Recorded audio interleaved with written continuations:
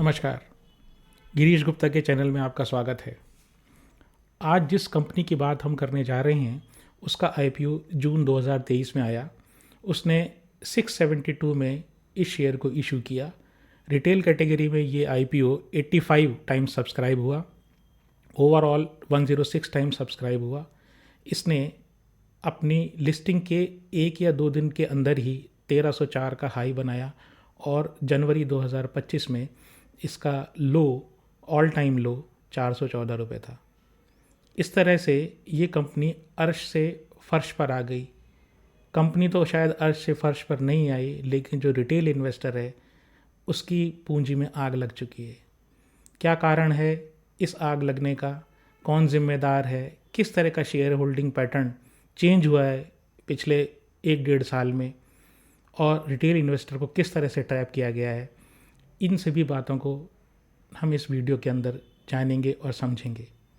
सबसे पहले मैं धन्यवाद करूंगा एक बार फिर सुमन देवी जी का, जिन्होंने हमें मैसेज लिख के इस बात के लिए इंगित किया कि जैसे लोग राजेश एक्सपोर्ट में फंसे हुए हैं वैसे ही आइडिया फोर्ज का भी हाल है। आइडिया फोर्ज में भी लोग वैसे ही फंसे हुए हैं। हम अपने वीडियोज़ में फैक्ट्स प्रस्तुत करने की कोशिश करते हैं, जितना भी संभव होता है एकदम सही शब्दों में बताने की कोशिश करते हैं, बिना कोई इधर उधर की बात किए कि आखिर इस कंपनी में प्रॉब्लम क्या है। ये हमारा विचार होता है, यह कोई खरीदने या बेचने की राय नहीं है। एक अन्य बात कि कृपया आप हमारे चैनल को सब्सक्राइब करें, हमारे वीडियो को लाइक करें और शेयर करें, और यदि आपको किसी अन्य कंपनी के बारे में जानना हो या आप किसी कंपनी का एनालिसिस करवाना चाहते हो तो हमें मैसेज में, कमेंट बॉक्स में लिखें। हम पूरी कोशिश करेंगे कि आपको एक फैक्टफुल, सच्चाई वाला विश्लेषण करके आपको दें, इधर उधर की बात ना करें। खैर, शुरू करते हैं अब इस कंपनी के बारे में। तो इस कंपनी का नाम है आइडिया फोर्ज। ये आइडिया फोर्ज जो टेक्नोलॉजी है ये बेसिकली ड्रोन बनाने का काम करती है। आम भाषा में ड्रोन कहते हैं, और अगर टेक्निकल भाषा में कहते हैं तो 2 शब्द इस्तेमाल होते हैं, एक UAV और एक UAS, अनमैन्ड एरियल व्हीकल, जहाँ पर कोई आदमी नहीं होता है। अनमैन्ड एरियल व्हीकल का मतलब एक ऐसा हवा में उड़ने वाला व्हीकल या यंत्र जिसमें कोई आदमी नहीं है। ये ड्रोन्स जो हैं इनका इस्तेमाल 1850s में शुरू हो गया था। तो आप कहेंगे ऐसा तो नहीं होता, कि लगता तो नहीं कि 1850 में शुरू होगा। तो देखिए, इस रूप में नहीं था। 1850 में पहली बार ड्रोन का कंसेप्ट इस्तेमाल किया गया था। क्या कंसेप्ट है वो? कंसेप्ट ये है कि आप ऊपर से जाके फ़ोटो खींचें, ऊपर से जाके मतलब आसमान में उड़ के दुश्मन की जगह देखें, दुश्मन के ऊपर नज़र रखें, उसकी पोजीशन क्या है या उसके हथियार कहाँ हैं या कहाँ वो छुपे हुए हैं। तो आप अगर ऊपर जाएंगे, हवा में जाके उड़ के देखेंगे तो आसानी से आप देख पाएंगे। तो ये कंसेप्ट क्रीमिया वॉर में 1850 में इस्तेमाल किया गया। इसके बाद इस चीज़ का जो मॉडर्न एप्लीकेशन है वो 1973 में जो अरब इजरायली वॉर हुआ उसमें इजराइल ने किया ड्रोन्स का इस्तेमाल दुश्मन की पोजीशन देखने, उसको टारगेट करने के लिए। इसके बाद जो रिसेंटली 1990s में अमेरिका ने इसका काफ़ी इस्तेमाल किया अपने दुश्मनों को ठिकाने लगाने के लिए। जैसे अभी रिसेंटली उन्होंने एक ईरान का जो मेजर जनरल सुलेमानी था उसको उड़ाया। उसके पहले उन्होंने वो अलकायदा का अल जवाहिरी का, उसको भी ड्रोन से उड़ाया था। मतलब ड्रोन के पास, ड्रोन से कंट्रोल करके गन, और वहाँ से उसको उड़ाया। तो उसको देखिए, ड्रोन इस तरह के जो टारगेटेड अटैक्स हैं, अनमैन टारगेटेड अटैक्स जिनको बोलते हैं, बिना आदमी के जो आप अटैक करते हो, उसमें सबसे बड़ा फ़ायदा क्या होता है कि आदमी होता है ना, उसको अपनी एक पोजीशन लेनी पड़ती है टारगेट के ऊपर।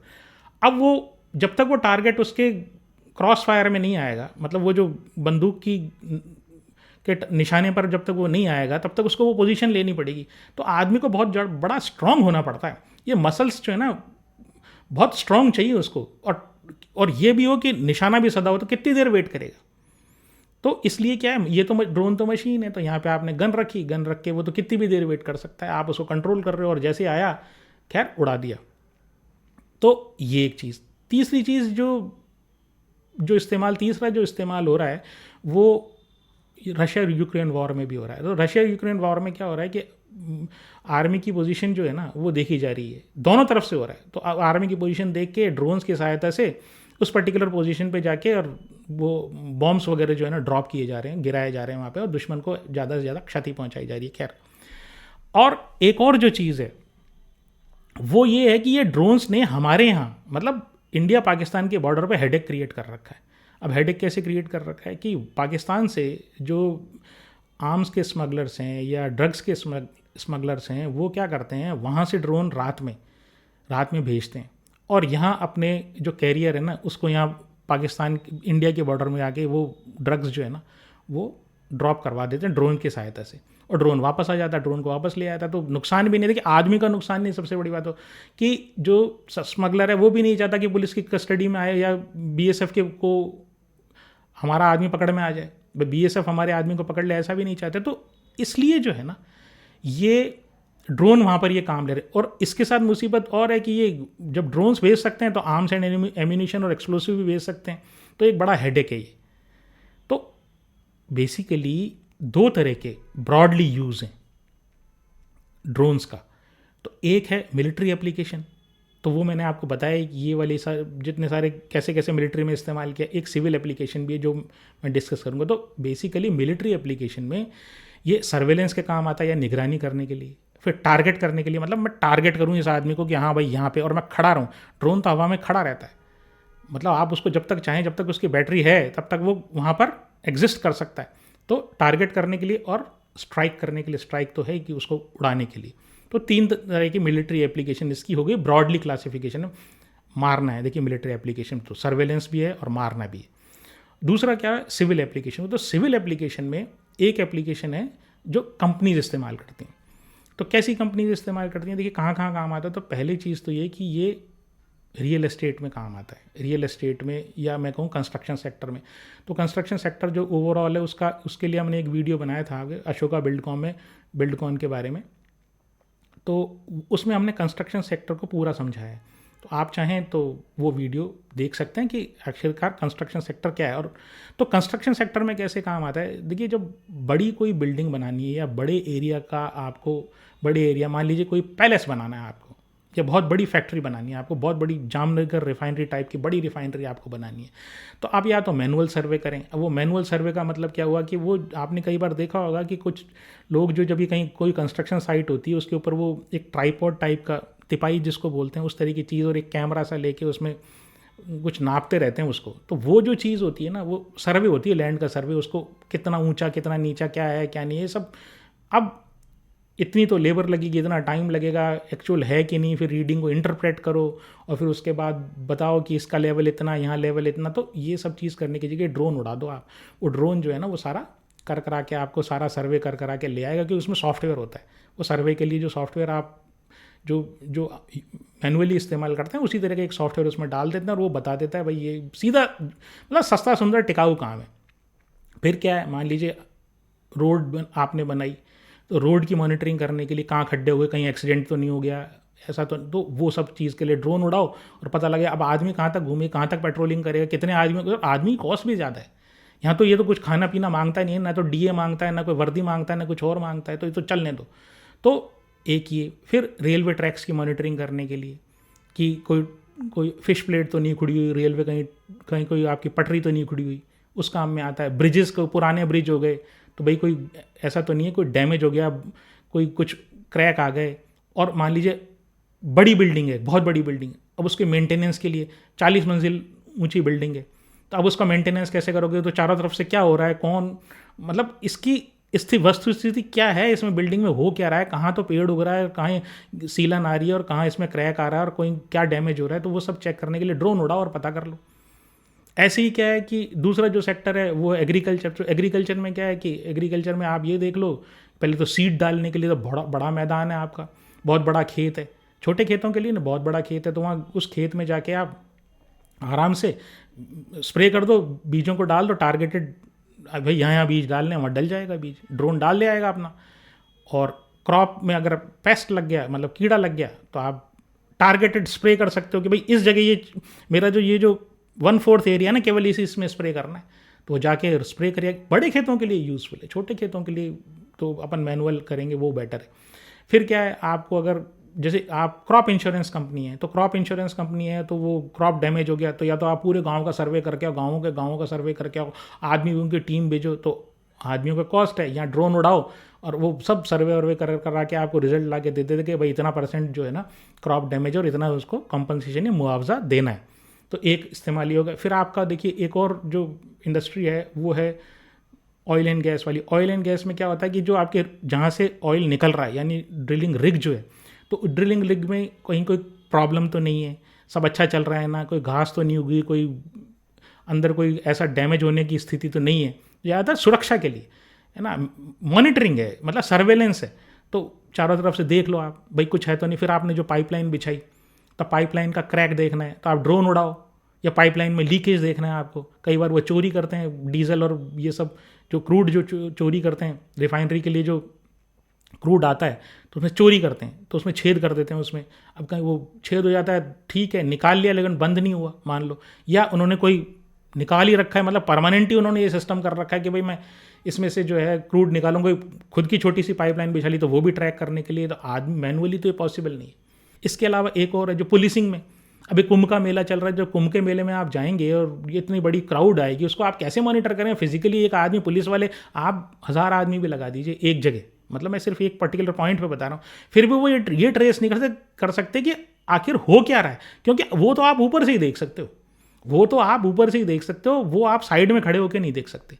तो या तो आप हेलीकॉप्टर उड़ाओ, हेलीकॉप्टर उड़ाने के फिर वही खर्चा है, तो ड्रोन उड़ाओ, आराम से देखते रहो, कैमरे से एक कमांड सेंटर बना दो, आप वहाँ पर देखो आपकी क्या क्या हो रहा है, कोई बदमाशी तो नहीं कर रहा, हर चीज़ आ जाती है उसमें, सब साफ दिखाई देता है। अमेरिका में ये जो सबसे पहला जो लास्ट माइल डिलीवरी, यानी कि जैसे अपन कोई खाना मंगाते हैं स्विगी या जोमेटो से, तो अपने पास जब एंड में आ जाता है, वहाँ से स्विगी या जोमेटो वाला रेस्टोरेंट से उठाता है और अपने घर लेके आता है, तो अपने घर पे जब ला के देता है उसको लास्ट माइल डिलीवरी बोलते हैं, फाइनल डिलीवरी जिसको बोलते हैं।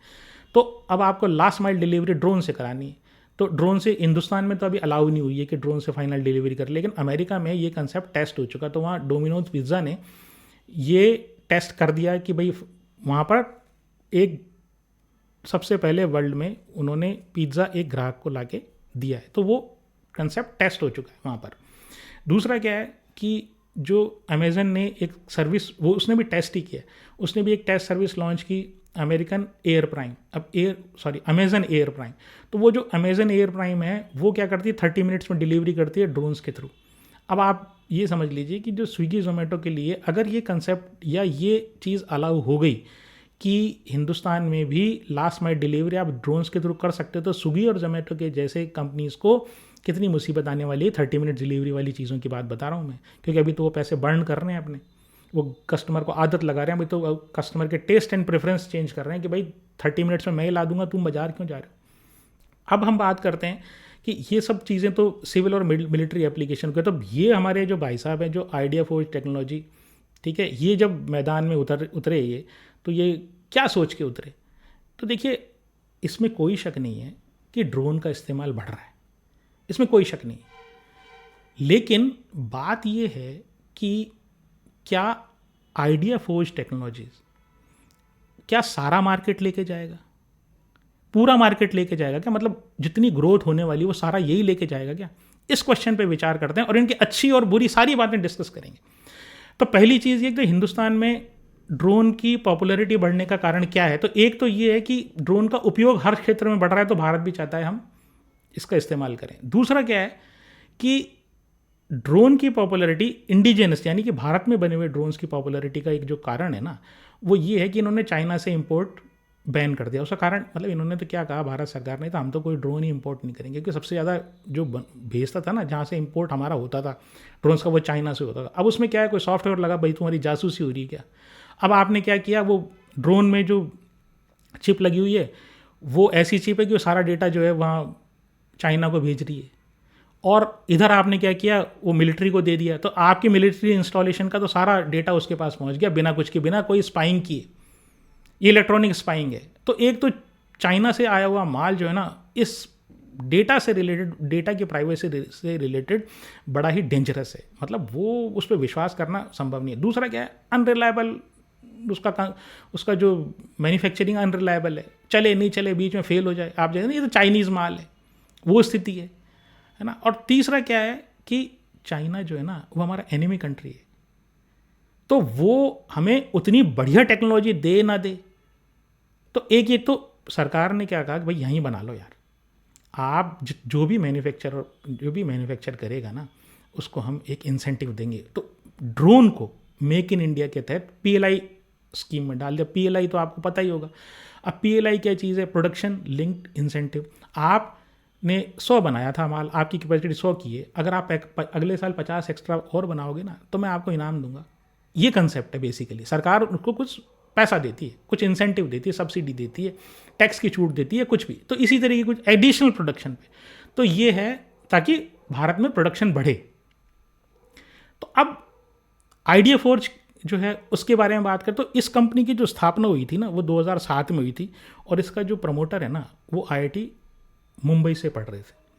तो वो क्या हुआ कि उन्होंने एक फेस्टिवल में, वहाँ एक फेस्टिवल जो कॉलेजेस में, जो आईआईटीज़ वगैरह में क्या होता है कि फेस्टिवल चलते रहते हैं, टेक फेस्ट बोलते हैं। तो टेक फेस्ट का मतलब वहाँ कोई बच्चा जो कोई इनोवेशन करना चाहता है तो वो अपना डिस्प्ले कर सकता है कि भाई मैंने देखो ये बनाया।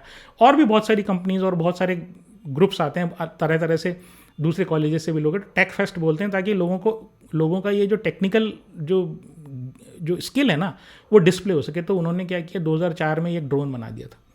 तो उन्होंने उसके बाद ये कहा भाई मैं तो इसी, क्योंकि वो उसकी प्रशंसा काफ़ी, तो उन्होंने कहा भाई मैं तो इसी में यही वाले ड्रोन की कंपनी स्थापित करूंगा। तो उन्होंने आगे चल के ड्रोन की कंपनी स्थापित कर दी। तो पहले तो उन्हें थोड़ी फंडिंग तो मिली आईआईटी मुंबई से, क्योंकि उनका कोई एक स्टार्टअप फंड्स होता है वहाँ से ले लिया। फिर उसके बाद एक IIM अहमदाबाद में भी एक इंक्यूबेशन का एक फंड है, ठीक है। तो वो बेसिकली वहाँ से भी फंडिंग इनको मिली बाद में। तो यहाँ से इन्होंने फंडिंग लेके कंपनी चालू की, और कंपनी चालू करने के बाद कंपनी अच्छी मेहनत करके, अच्छे टेक्निकल स्किल्ड पर्सन्स हैं, और तीनों कंपोनेंट बनाते हैं। देखिए 3 कंपोनेंट क्या क्या हैं, एक हुआ हार्डवेयर, एक हुआ सॉफ्टवेयर, एक हुआ सर्विस। तो ये तीनों उसमें हैं। तो और ये सारा अपने इंडिजिनस खुद घर पे, मतलब इंडिया में मैन्युफैक्चर करते हैं ये खुद, मतलब बाहर से नहीं लेके आते कि डिज़ाइन कहीं बाहर से ले आए और ये कहीं बाहर से ले आए। सिर्फ ये कुछ कंपोनेंट्स हैं ना, क्रिटिकल कंपोनेंट्स, वो कुछ पार्टली जो है ना वो इंपोर्ट करते हैं। लेकिन वो भी एक इनकी कमी है, क्योंकि ये सारी कुछ चीज़ें यहाँ नहीं बनाते हैं। ये तो कुछ इसको, मतलब आप ये समझ लीजिए कि 70% ही यहाँ बनाते हैं, 30% तो वो असेंबली ही है। तो ये बात क्या है कि अब इसमें जो 3 पार्ट हुए, हार्डवेयर, सॉफ्टवेयर और सर्विस, तो इसमें क्या है कि हार्डवेयर में वो जो पूरा डब्बा है ना, डब्बा, उसमें कैमरा हुआ और पेलोड हुआ और वो खुद ड्रोन हुआ, वो सॉफ्टवेयर क्या, उसके चलाने के लिए जो सॉफ्टवेयर आता है वो। और सर्विस क्या हुआ, सर्विस का मतलब आप किसी चीज़ को, आप किसी कंपनी के पास गए और कंपनी से ये कह दिया भाई साहब वो ऐसा है कि मान लीजिए वो पेस्टिसाइड वाली कंपनी है कि भाई साहब आपको मैं एक तरीका बताऊं आपके पेस्टिसाइड बेचने का, कि हाँ भाई जिससे ऐसा करो जिससे सेल बढ़े। तो मैं मेरे पास ड्रोन है, तो मैं क्या करूँगा, मैं आपको ये ड्रोन किराए पे दे दूंगा और मेरा आदमी आ जाएगा आपके पास, आप तो मुझे इतने पैसे दे देना। आप ये किसानों से ये कहना कि मेरे यहाँ से, मेरे इसमें आप मैं जहाँ जिस किसान को ज़रूरत हो ना, तो उसको ये बोलना कि मैं मेरे पेस्टिसाइड लोगे तो आपके खेत में फ्री स्प्रे करवाऊँगा। तो इससे आपको क्या है, आपकी सेल बढ़ जाएगी। तो कंपनी कहती है हाँ अच्छी बात है। तो ये जो उपयोग है ना, ये ड्रास कहलाता है, ड्रोन एज ए सर्विस।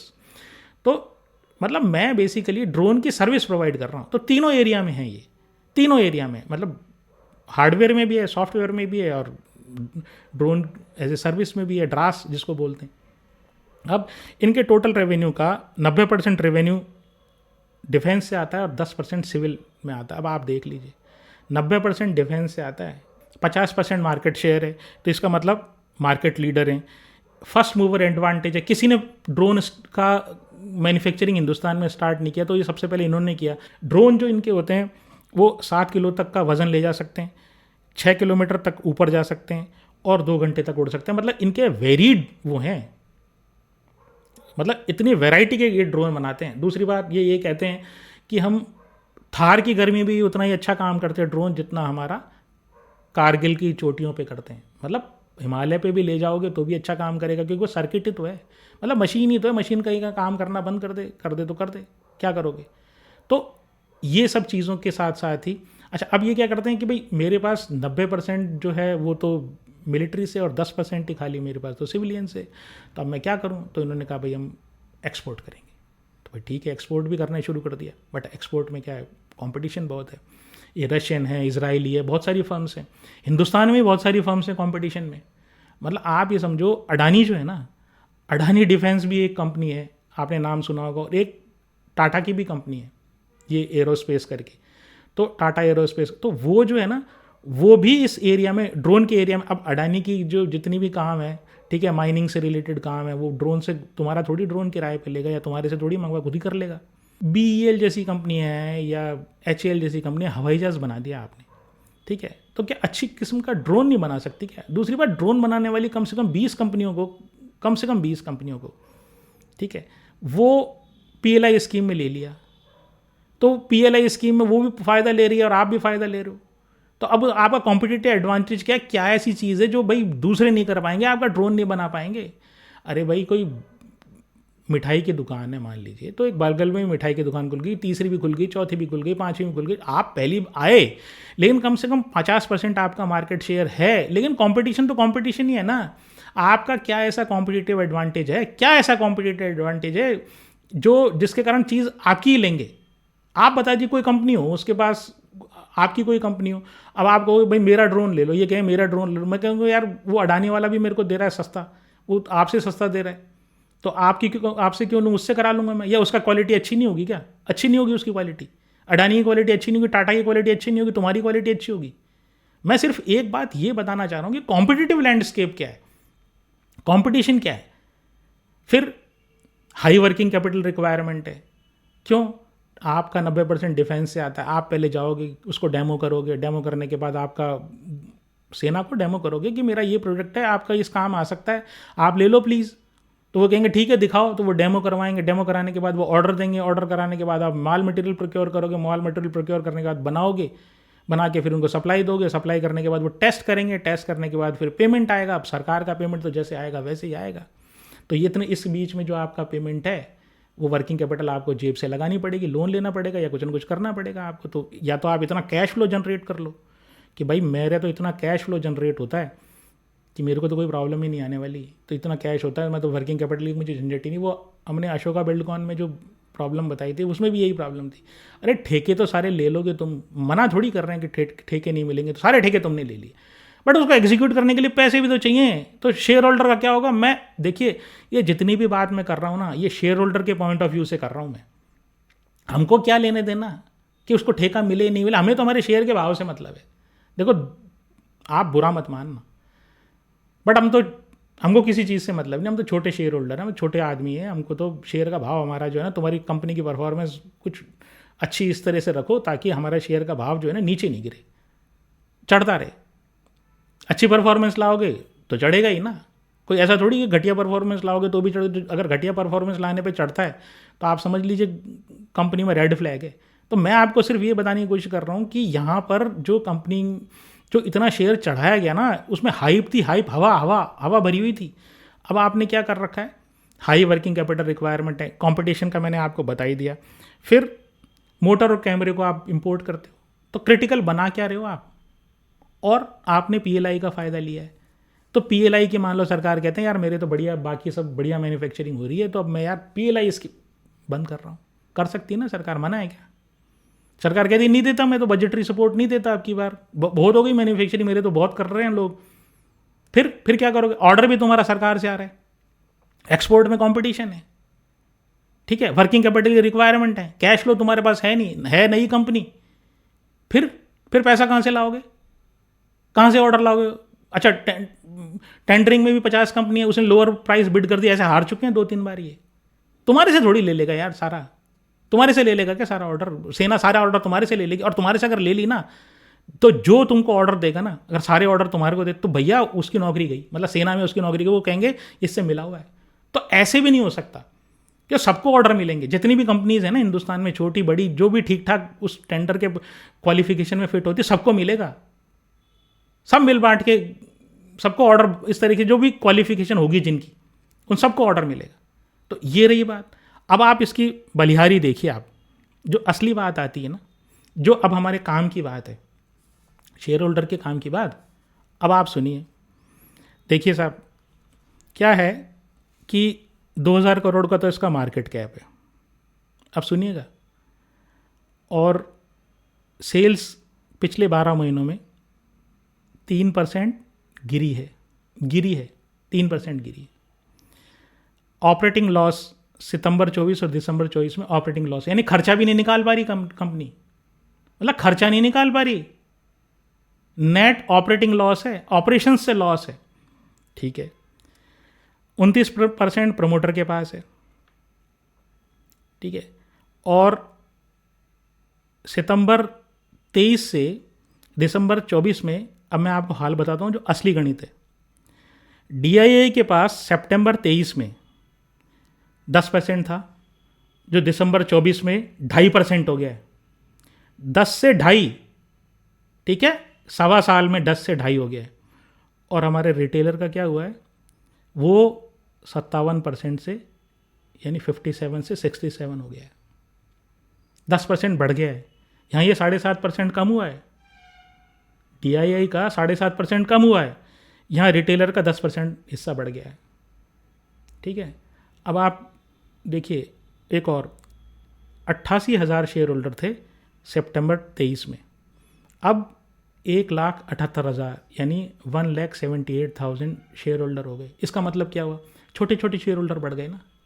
सारे रिटेलर के पास ये जो 10% माल आया ना, ये रिटेलर के पास आया है।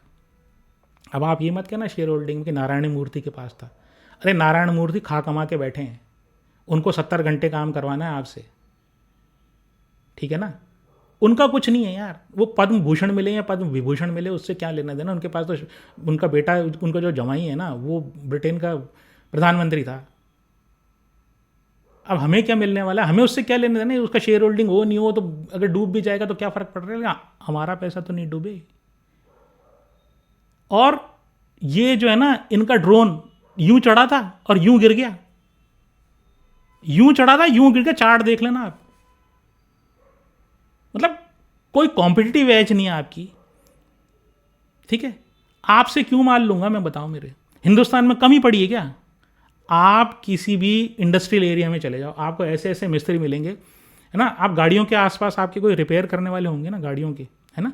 एक मार्केट होगा, हर शहर में एक मार्केट होता है जिसमें रिपेयर करने वाला है। तो वो ऐसा ऐसा जुगाड़ लगाते हैं कि अच्छी अच्छी चीज़ ठीक कर देते हैं, वो अच्छी अच्छी चीज़ ठीक कर देते हैं। मतलब जो आप सोच नहीं सकते, पुराने से पुराना स्कूटर, वो विंटेज कारें नहीं होती क्या, वो क्या शानदार चलती हैं।